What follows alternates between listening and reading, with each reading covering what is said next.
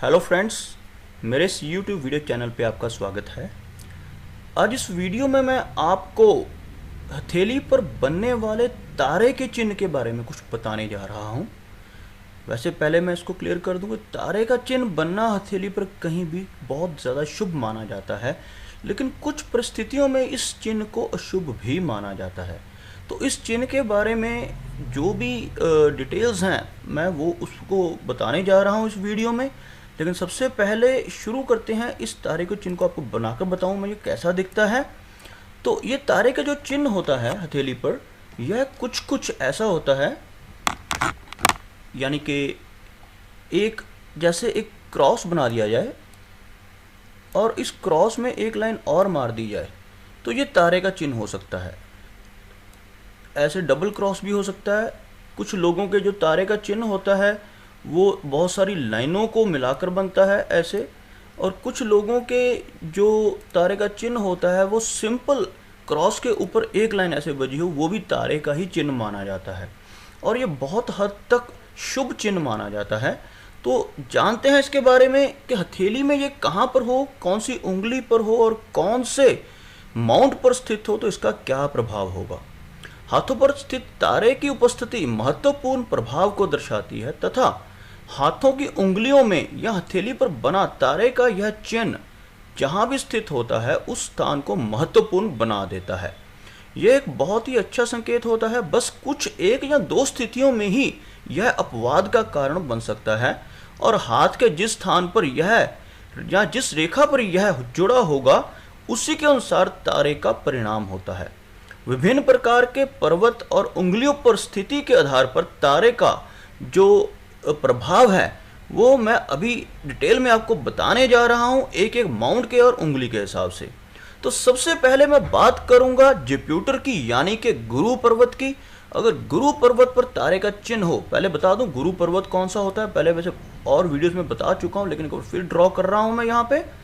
यह जो मैंने अभी एरिया ड्रॉ किया है, ये वाला एरिया कौन सी उंगली कहते हैं इसको, इंडेक्स फिंगर यानी कि तर्जनी उंगली के बीच वाला ये जो एरिया है, यहाँ पर मेरा माउस का कर्सर अभी आप देख सकते हैं हिल रहा है, जो थोड़ा सा एरिया मैंने ब्लैक किया है यह गुरु का माउंट है। और इस माउंट पर जब तारे का चिन्ह हो तो क्या प्रभाव देता है। यदि तारे का चिन्ह गुरु के उच्चतम बिंदु पर स्थित हो, यानी इसको हम दो विभागों में बांट लेते हैं। ये ऊपर वाला जो एरिया उच्चतम है और जो नीचे वाला एरिया है इसको पर्वत का आधार कह सकते हैं हम।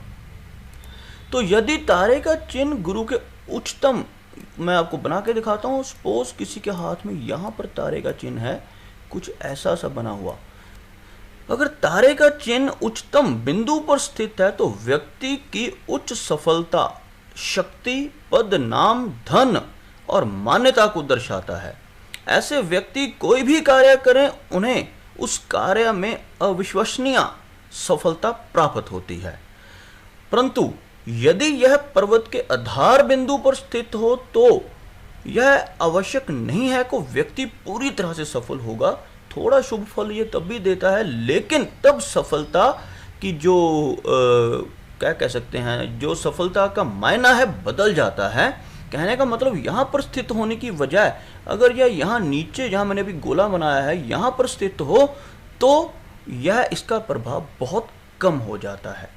आगे चलते हैं, बात करते हैं शनि की। पहले मैं इन सबको एक बार मिटा रहा हूं ताकि कोई कंफ्यूजन ना रहे। शनि का जो पर्वत है वह इस मध्यमा उंगली के नीचे वाला एरिया होता है और अगर यदि तारे का चिन्ह शनि पर्वत के केंद्र पर स्थित हो तो यानी इसका केंद्र जो होगा कोई लगभग यहाँ पर होगा। यहाँ पर मैंने एक डॉट बनाया है, चलो हम यहाँ पर एक ड्रॉ कर लेते हैं तारे को। यानी ये जो केंद्र है शनि का, अगर यहाँ पर एक तारे का चिन्ह कुछ ऐसा अगर आपकी हथेली में आपको दिखाई देता है, कुछ ऐसा 3-4 लाइनों से तारे का चिन्ह जो बना हुआ आपको दिखाई दे रहा हो, थोड़ा अच्छी तरह से ड्रॉ नहीं हुआ, दोबारा से कर रहा हूँ। तो ऐसा व्यक्ति, अगर यदि किसी व्यक्ति के शनि पर्वत के केंद्र पर तारे का चिन्ह स्थित हो तो यह समस्याओं और विपत्ति का संकेत देता है। ऐसा व्यक्ति किसी ऐतिहासिक व्यक्ति के संपर्क में आता है यह कुछ समस्याओं के बारे में तो संकेत देता है कि उस व्यक्ति को समस्याएं हो सकती हैं, परंतु यह शुभ भी है। शुभ कैसे है मैं आपको बताना चाहूँगा।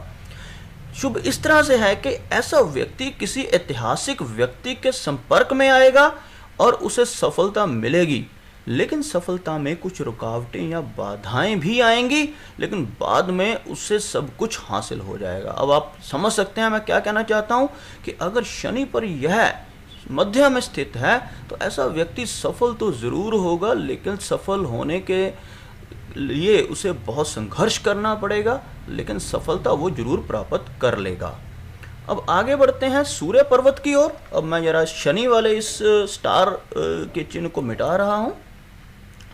सूर्य पर्वत आपको पता है, इस अनामिका उंगली के नीचे वाला जो एरिया है इसको हम सूर्य कहते हैं। सूर्य के पर्वत पर अगर तारा स्थित हो तो अपार धन और प्रसिद्धि दिलवाता है। यह बहुत ही शुभ साइन होता है। अगर सूर्य पर्वत पर किसी के तारे का चिन्ह स्थित हो तो उस व्यक्ति की किस्मत बहुत अच्छी कह सकते हैं।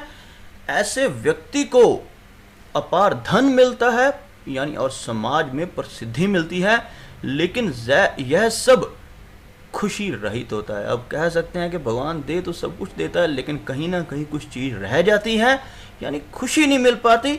व्यक्ति के जीवन में धन और सफलता देर से आती है। कहने का मतलब ये है कि जब जरूरी था तब व्यक्ति को वो चीज़ें नहीं मिली, लेकिन जो प्रसिद्धि और सफलता मिली वो थोड़ी सी एज निकल जाने के बाद में मिलती है। और यह व्यक्ति को स्वास्थ्य, खुशी और मन की शांति की कीमत चुकानी पड़ती है। अब आप समझ सकते हैं कि यहाँ पर तारे का चिन्ह होना कितना शुभ है। पैसा आएगा, प्रसिद्धि मिलेगी, लेकिन लाइफ में देरी से। परंतु उस व्यक्ति को अगर पहले भी ये सब चीज़ें मिलती हैं तो व्यक्ति को या तो कोई स्वास्थ्य की प्रॉब्लम हो सकती है, या मन में कोई उदासी रह सकती है, या मन की शांति उसको नहीं मिल पाएगी। पैसा और प्रसिद्धि मिल जाएगी, लेकिन अंदर ही अंदर वो व्यक्ति थोड़ा नाखुश रहेगा। और आगे बढ़ते हैं। एक बार मैं ये सूर्य पर्वत वाला जो स्टार है इसको मिटाने जा रहा हूँ। अगला पर्वत बता चुका हूँ पहले ही, इसको बुध पर्वत कहते हैं और यह बिजनेस को रिप्रेजेंट करता है। इसके ऊपर मैंने पहले ही कल ही एक वीडियो बनाई थी, आप उसको देखकर जान सकते हैं ये पर्वत क्या है। यदि बुध पर्वत पर तारा स्थित हो तो यह दर्शाता है कि व्यक्ति विज्ञान या व्यापार के क्षेत्र में प्रतिभा और सफलता अर्जित करेगा, पर इसकी दक्षता हाथ के आकार के अनुसार होगी। तो मैं आपको यहाँ पर तारे का चिन्ह बनाकर दिखा दूँ। अगर यहाँ पर बुध पर्वत पर आपके तारे का चिन्ह बनता हो कुछ ऐसा, तो ऐसा व्यक्ति या तो विज्ञान के क्षेत्र में या फिर व्यापार के यानी बिजनेस के क्षेत्र में बहुत ही अच्छी सफलता प्राप्त करता है। लेकिन साथ ही साथ मैंने एक हाथों के आकार के ऊपर भी वीडियो बनाई थी, अगर आप चाहें तो उसे देख सकते हैं, क्योंकि स्क्वायर हैंड वाले या रेक्टेंगल हैंड वाले हाथों में ये बहुत ज़्यादा फायदा देगा। लेकिन हाथ की कलाई, हाथ का जो हथेली अगर बहुत लंबी है या कुछ और तरह के हाथ हैं तो उसमें इनका थोड़ा सा लाभ कम हो सकता है, परंतु फिर भी ये बुध पर्वत पर तारे का चिन्ह होना शुभ फल देता है। आगे बढ़ते हैं मंगल पर्वत की ओर। मंगल अपर मार्स एंड लोअर मार्स यानी कुछ एरिया जो हाथ का यहाँ पर है और कुछ एरिया जो लाइफ लाइन और शुक्र पर्वत के ऊपर का है। ये जो मंगल का एरिया है, अगर इस पर्वत पर स्थित तारा यह दर्शाता है कि व्यक्ति में आत्म संयम, धैर्य और दृढ़ता द्वारा सम्मान की वह व्यक्ति प्राप्ति करता है। यानी कि अगर यहाँ पर आपके तारे का चिन्ह है और यहाँ आपके यहाँ पर तारे का चिन्ह है तो व्यक्ति अपने धैर्य से, अपने संयम यानी पेशेंस से और दृढ़ता द्वारा एक काम को दृढ़ निश्चय होकर वह व्यक्ति काम करता है, तो ऐसा व्यक्ति अपनी सफलता प्राप्त करता है जिंदगी में और उसको सम्मान की प्राप्ति होती है। आगे बढ़ते हैं चंद्र पर्वत की ओर। अगर तारे का जो चिन्ह है वह चंद्र पर्वत पे हो, चंद्र का एरिया आपको पता ही है, एक बार दोबारा से ड्रॉ करके बता रहा हूँ कि जो लोग पहली बार मेरा वीडियो देख रहे हैं शायद उनको ना पता हो। ये जो एरिया होता है ये चंद्र पर्वत कहलाता है और चंद्र पर्वत पर स्थित तारा व्यक्ति को पूर्ण चंद्र के गुणों से युक्त प्रतिष्ठित बना देता है। इसका अर्थ है कि व्यक्ति के कल्पनाशील गुण ख्याति में तब्दील हो जाते हैं। अब मैं यहाँ पर एक आपको बना के दिखाता हूँ पहले तारे का चिन्ह। वैसे तो आप अब तक जान ही चुके होंगे कि तारे का चिन्ह होता कैसा है। ये 4 या 5-6 लाइनों मिलाकर बनता है। तो यहाँ चंद्र पर स्थित होने का मतलब, चंद्र जो पर्वत है वो कल्पनाओं का है, यानी समुद्र से रिलेटेड है।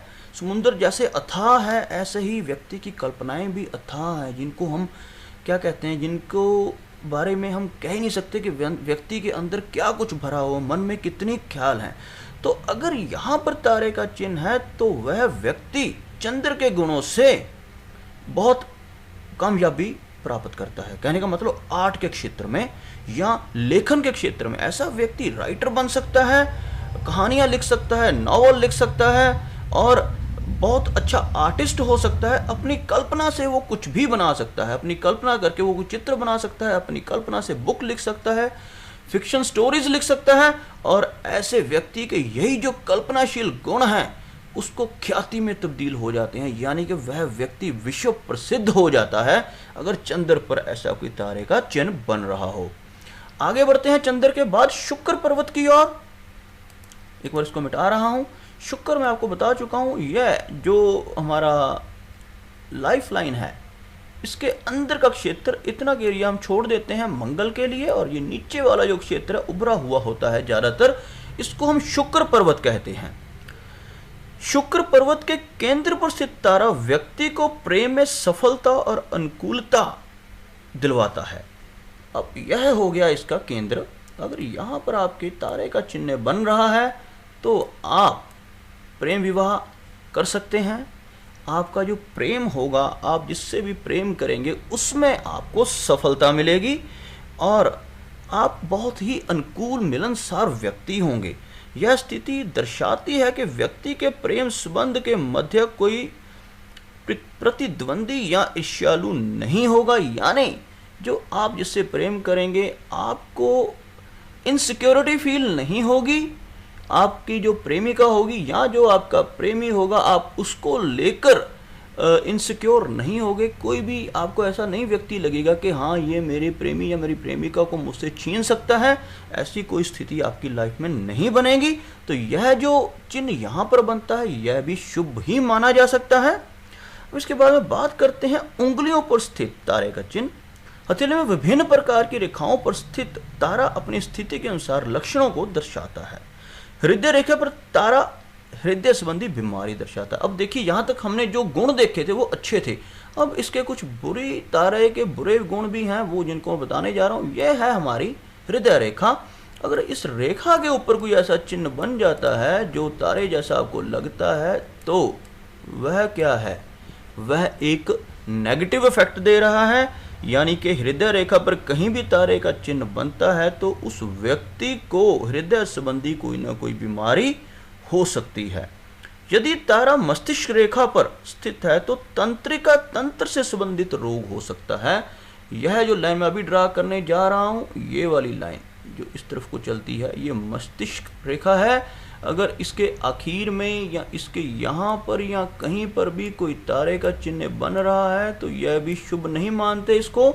यह व्यक्ति को तंत्रिका तंत्र से संबंधित रोग व्यक्ति को हो सकता है, यानी कि जिनको हम नर्वस सिस्टम कहते हैं इंग्लिश में, वह उस तरह का रोग हो सकता है। आगे बढ़ते हैं। अगर जीवन रेखा पर स्थित तारा हो तो वह अचानक मौत दर्शाता है। अगर सपोज तारे का चिन्ह यहाँ जीवन रेखा पर कहीं पर भी आपको नजर आता है तो उस व्यक्ति की अचानक से ही मृत्यु होने के चांसेस बढ़ जाते हैं। ऐसा व्यक्ति चाहे लाइफ लाइन लंबी कितनी शो क्यों ना हो, ऐसे व्यक्ति की मृत्यु अचानक ही हो जाती है, पता भी नहीं चलता। हम सोच भी नहीं पाते कि ऐसा व्यक्ति बिल्कुल ठीक ठाक था और अचानक से ही उसकी मृत्यु होने के चांसेस बन जाते हैं। हथेली पर स्थित तारे के संकेतों का कम महत्व है, इसके लिए साथ विशिष्ट रेखाओं का भी अध्ययन करना पड़ता है। मैं ये नहीं कहूँगा कि सिर्फ तारे को देखकर ही आप सब कुछ निष्कर्ष निकाल लें, क्योंकि मैं पहले कुछ वीडियोस में बता चुका हूँ। अगर अब मैं आपको एक दो चीज़ें और बताना चाहूँगा कि सपोज जैसे ये तारे का चिन्ह यहाँ है, अचानक मृत्यु दर्शाता है, लेकिन अगर एक लाइन और साथ में इसको कवर कर रही है तो मृत्यु टल जाती है। इसी तरह से अगर मस्तिष्क रेखा में तारे का चिन्ह है, अगर मस्तिष्क रेखाएं एक की जगह दो बन रही हैं तो भी इसका जो प्रभाव है वो आधे से भी कम रह जाता है। इस तरह से बहुत सी बातें होती हैं जो हम डिस्कस करने के बाद ही पूरा परिणाम दे सकते हैं। लेकिन जो मैंने चिन्ह गुरु पर्वत पर, शनि पर या सूर्य पर, बुध पर, शुक्र पर या चंद्र पर बताए हैं वह आपको अच्छा परिणाम देने वाले हैं। तो आप अपने हाथ में देखकर इस चिन्ह को पहचान सकते हैं कि आपके अंदर कौन सी खास कैपेबिलिटीज़ हैं, या आप अपने दोस्तों को या किसी का भी हाथ देकर कुछ आइडियाज़ लगा सकते हैं। तो दोस्तों, अगर ये आपको मेरा वीडियो अच्छा लगा तो मैं चाहूँगा कि आप इस वीडियो को लाइक करें, ज़्यादा से ज़्यादा शेयर करें और साथ ही साथ मेरा ये चैनल सब्सक्राइब करें, क्योंकि अभी मैं और बहुत सारी और वीडियोस लेकर आने वाला हूँ हस्तरेखा के बारे में, ज्योतिष के बारे में और आपके भविष्य के बारे में, और ये वीडियोस का सिलसिला चलता रहेगा। तो कृपया आप मेरा चैनल सब्सक्राइब करें ताकि हम टच में रह सकें और आप मेरी वीडियोस को एंजॉय कर सकें। मेरा ये वीडियो देखने के लिए बहुत बहुत धन्यवाद।